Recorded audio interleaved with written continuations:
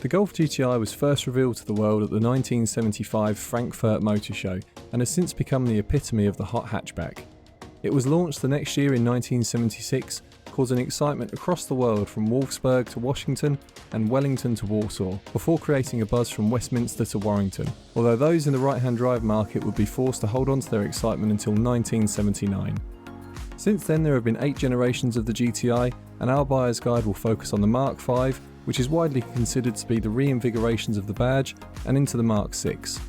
Which of the two is better, you'll have to let us know in the comments below, and we'll focus on what you need to know before going out and buying one. Of the 8 generations sold, the Mark 5 and Mark 6 were available for 8 years, starting in 2005 and carrying the torch for roughly 4 years each. Both have a 2-litre turbocharged inline 4-cylinder engine, and although minor revisions were made to both generations during their production, it is only when the generations change over that noticeable changes were made. It is important to remember that the platform beneath both cars is the same, entitled by VW A5, coded PQ35. This is why the two cars should be considered so similar, and the Mark 6 is more a thorough refresh of the Mark 5 rather than a completely new design as the Mark 7 Golf GTI would be.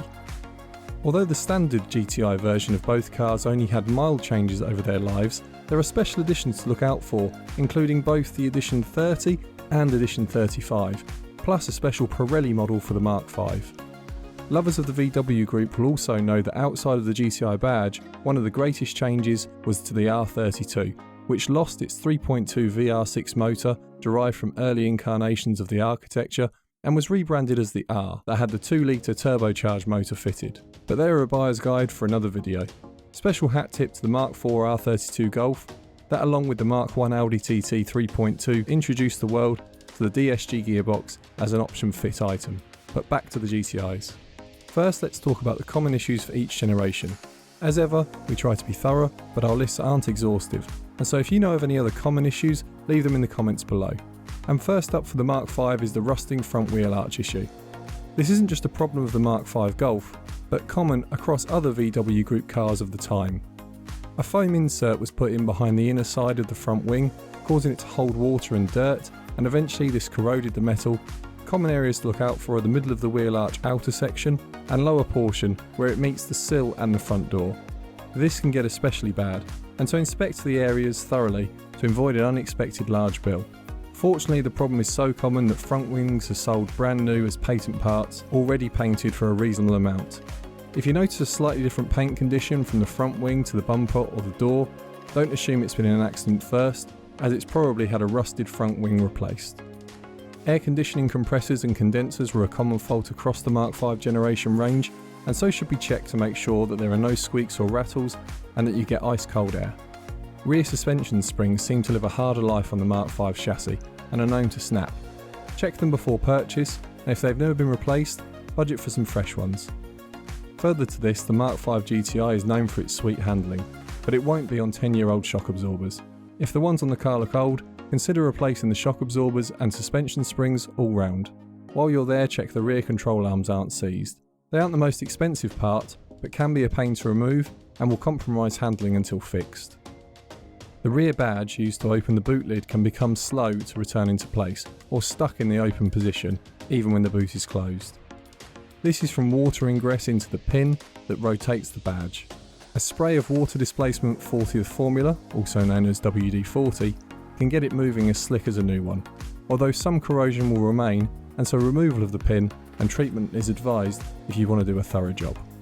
GTI models with 18-inch Monza diamond cut wheels can suffer corrosion. A refurb can be pricey, and so factor that in if you find one that has the issue. Steering racks are a less common issue, but one to look out for as they can be expensive to replace.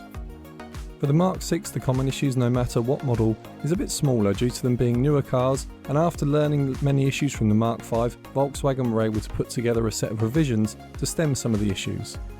The ones that remain from the Mark 5 are the boot badge sticking in place, the air conditioning system and suspension springs.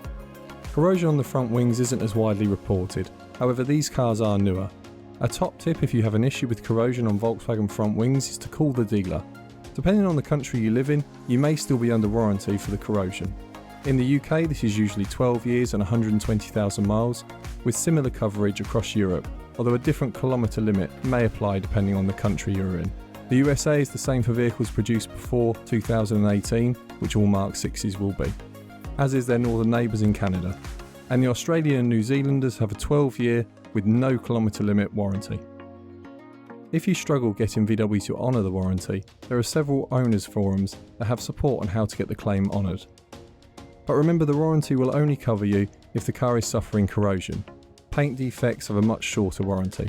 Poor alignment can be a sign of suspension that needs refreshing or just a bad setup. If the car doesn't drive right or has uneven tyre wear, this is the first thing to check. The Mark 5 Golf GTI was produced with the EA113 engine. These are coded AXX, BWA and BPY. They make 198 brake horsepower and average 36 miles to the gallon. The Edition 30 and Pirelli model carry the code BYD, producing 227 brake horsepower and averaging 35 miles per gallon. Common issues include the high pressure fuel pump. This is located on the right side of the engine when looking towards the engine from the front to the back of the car, and run off the intake camshaft lobe. They are possible as a DIY repair and should be done with caution due to the high pressure and shouldn't be attempted without strict adherence to the repair manual. The camshaft lobe that wears as part of its operation of the system should be treated as a maintenance part due to the catastrophic failure that can occur if the lobe wears all the way through. Some suggest a replacement every 50,000 miles, others 30,000 miles. Carbon buildup is a common enemy of the Mark 5 Golf GTI. There are a variety of blasting media that can be used to clean the back of the valves of carbon deposits. PCV valve failure is also a common issue. A loss of boost is one of the telltale signs if this is the case. Also look out for diverter valve failure as the rubber membrane fails. There is some disagreement over the revised parts, and forums are the best place to turn to learn the difference between the C and D variants. Timing belt and chain can also fail. The Mark 5 GTI has an upper belt and a lower chain for timing, so check maintenance has been carried out and a previous owner hasn't wrongly assumed that it is a chain all the way through and doesn't need replacing.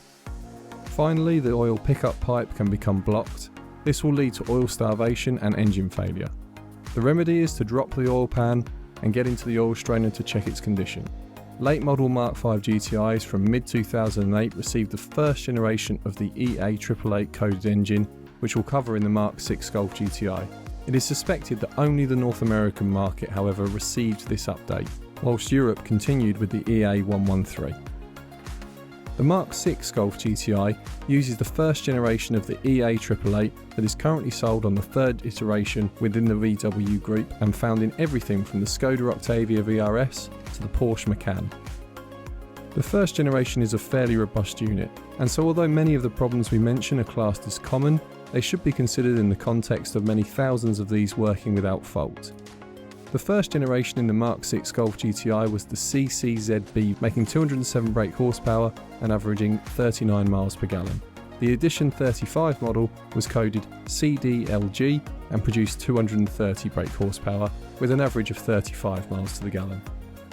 The main issue of concern is the timing chain and its tensioners, and there is plenty of support online for those issues. It mainly appears to affect those made in 2009 and 2010, rather than the 2011 onwards models. Issues that remain from the Mark 5 but are not as common are the PCV system. The diverter valve is more robust, but failures have still been reported. Wastegate rattle is another somewhat common complaint, and intake manifolds have also needed replacing at a more common than average rate due to failures. Water pump failure can be caused by a rocker cover gasket oil leak, so be sure to take off the engine cover and look around for oil leaks or history of them. DSG gearboxes were offered for both the Mark 5 and Mark 6 Golf GTI generation, alongside a 6-speed manual. Neither box can be considered to have common issues, although a failed mechatronic on a DSG can be expensive to repair, so check to see if the gearbox has ever been serviced or received a repair previously. For open top lovers, there is only one option for the Golf GTI of these generations, the Mark 6 Golf GTI, offering a convertible in some markets around the world. These are rare, and although desirable to some, mainly avoided for the practicality of the hatchback. Both Mark 5 and Mark 6 Golf GTI were built in a 3 and 5-door variant, although some markets were only offered with the 5-door version. Those wanting something rare should look out for the Mark 5 Golf GTI Pirelli edition. which has its own wheel design and seats in the print of a tyre in place of the traditional checkered pattern. These also get Edition 30 mechanics, and so they're a bit quicker than the standard model as well. As ever, we have split our picks into two depending on budget, although we admit that this time our choices are priced closely together. For the Mark 5 Golf GTI model, if you would like to be singing in the rain, we would suggest the Edition 30 if you can stretch to afford it. These will likely become the most collectible and from factory offer incredible balance of driver enjoyment.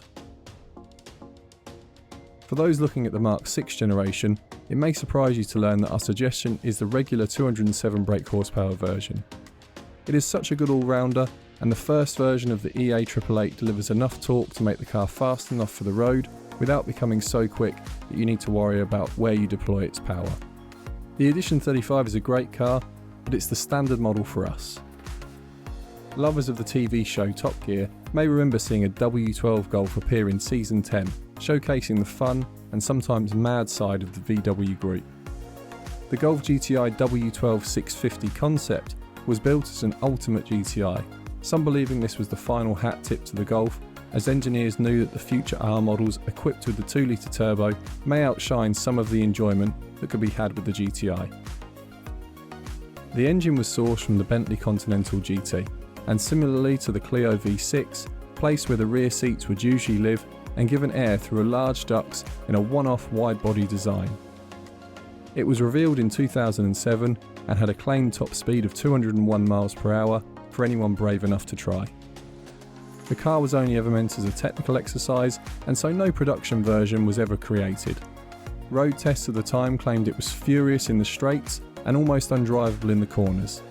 Either way, it reminds us of the time when the car world was committed to mad projects to show what was possible, before a time of 1,000 brake horsepower slingshots on wheels. We hope you've enjoyed the video, and if you did, please consider leaving a like to help us grow as a channel. If you'd like to see more, then follow us, and remember we also make a podcast. Just search The Miles Driven wherever you get your podcasts.